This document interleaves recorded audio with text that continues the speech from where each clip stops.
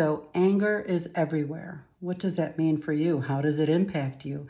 It's become a part of your life, part of your daily experience. We encounter it online, at meetings, at family gatherings, while driving in our cars. Oh my gosh, I've never seen this much road rage in my entire 62 years. We encounter it standing in line at the grocery store or the bank. Sometimes it feels like we're actually swimming in it, and we're swimming in the same emotional water, and we are. A couple of pieces of data that I love. Research analyzing millions of social media posts found that anger spreads faster than joy and fun and play. That means many of us aren't just feeling our own anger, we're carrying and absorbing the world's anger, because there's a lot of anger. And the research also suggests that this isn't just in our heads. Since the pandemic, daily anger has remained elevated around the world. Many of us have adapted to living in an environment where heightened emotion has become the norm. Anger has become the norm. There's a term for this. It's called collective effervescence. I usually use it in a very different way. We do it on Facebook. We do it when we do trainings.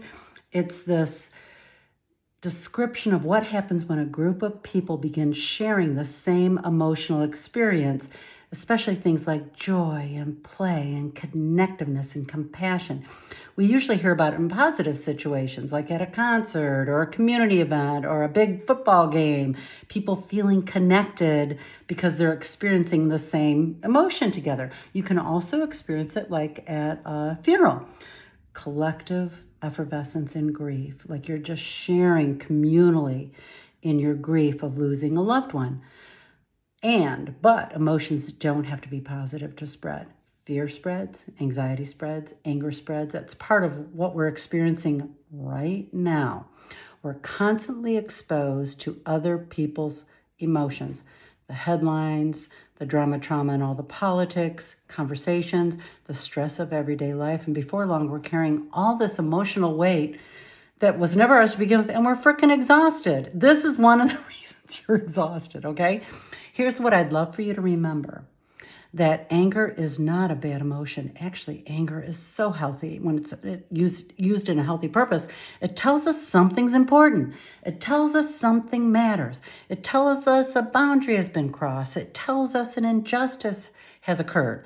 And healthy anger can motivate us to speak up, to protect someone, to solve a problem, or even create positive change.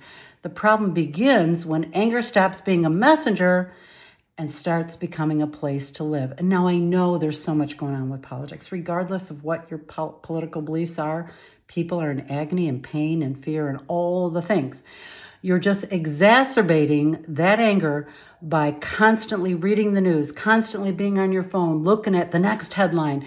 Even on YouTube, I look at my husband, because we watch some stuff on YouTube, and I can't watch all this political stuff. Doesn't mean I'm not informed.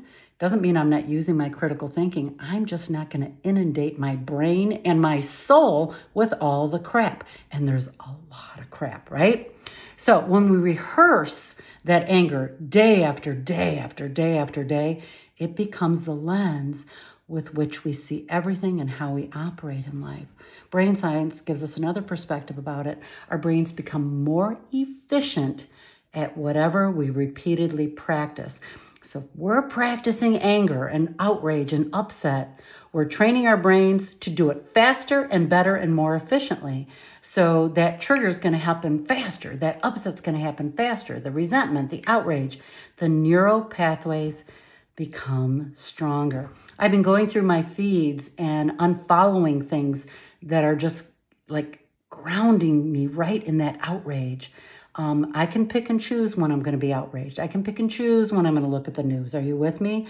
I want control over that so it doesn't just hook me and take me off to the races in extreme upset. Because it's really hard to overcome when you've been upset, especially if you're working on goals or dreams or projects or videos. I'm working on a docuseries. When I'm taken out, it's really hard to be creative. Are you with me? I know you're relating to this. Okay. So over time, it takes less and less to trigger us. The encouraging news, the good news, is that our brains can also learn something different. They can. One of the reasons I created this series of Say This Instead is because the words we use And the words we say to ourselves influence the way our brains process information and emotion. Sometimes changing one sentence changes the entire direction of your mood, your tone, the entire conversation, and even the outcome. So that's why these little pieces of language that I'm encouraging you to do that you go, oh, geez, I don't talk like that. I get it. Over time, though, you'll start seeing the benefits of it, and you're going to start seeing the positive results. And you'll be like, well, maybe some of this stuff actually works, because it does. Okay, it's based in brain science. So instead of saying, I am feeling so angry, I am just outraged, I'm so angry, say this instead. What is my anger trying to protect? What is my anger really trying to protect? That question changes a lot. It creates curiosity, which actually is beautiful for our brain. It shifts our brain from reacting to understanding, and that's where our power lies. So let's use politics. What is my anger trying to protect? Actually, when it comes to politics, it's grief. I am feeling a lot of grief about what's happening with our democracy. It's like, oh my gosh, right? And grief is one of the most transformative properties, one of the most transformative emotions, because grief, when you sit with it and allow it and welcome it, you start getting ideas and solutions. Maybe it's you're going to help other people vote. Maybe you're going to go to a community meeting to support others who are combating something that's really important to you or you see as an injustice. Here's the first thing I want you to consider, though. Anger is often the very first emotion we recognize. It's not joy, it's not play, it's not excitement or happiness, it's anger. And sometimes underneath the anger is this grief. Sometimes it's disappointment. Sometimes it's pure fear. Sometimes it's humiliation, and sometimes it's heartbreak. When you ask yourself, what is my anger protecting? You move from reacting to understanding. Might not solve it right in this moment. It's shifting your brain process, though, and that's what's critical here. It's one of the healthiest shifts that your brain can make. Here's a second phrase. Instead of saying, I know exactly why they did that, say this instead. What part of this story do I know for certain? And what part do I have no clue and I'm just assuming? Our brains are machines, and they predict. They predict. And when information is missing, we naturally fill in the blanks. Sometimes we're right. Sometimes we're telling ourselves a story that makes our anger even bigger and more dramatic than it needs to be. That one question creates space for critical thinking, and space is where that wisdom can live and thrive. Got one more. Pardon me.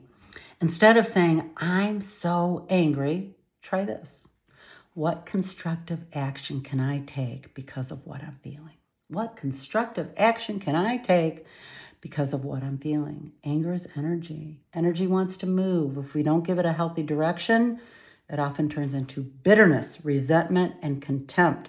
And you are not a happy camper when that's going on, right? And think about this, even politically, for a second. And I really like to stand, of course I have my own beliefs, of course, okay? And I really like to stand in the place that we're more alike than we are different, right? And how can we take this in a healthy, beautiful direction? Because let's say one of your assumptions is, okay, the midterms are going to change everything. No, they're not going to change everything. Maybe we'll get different political party in office. We still got lots of stuff going on. And with lots of stuff going on, you're still going to have a lot to be angry about. The anger is not going to go away. The only way the anger is going to go away is for you to be in action, for you to specifically focus on things that bring you joy. We've been in angst and anger for about 10 years now. I'm 62. I don't know if this is going to shift in my lifetime. I really don't. And, not a but, and I am going to find ways to bring myself some joy in my world, in my family, with what I do for a living, with my partner. I am going to give it that energy, right? Maybe your constructive action is having a really difficult conversation.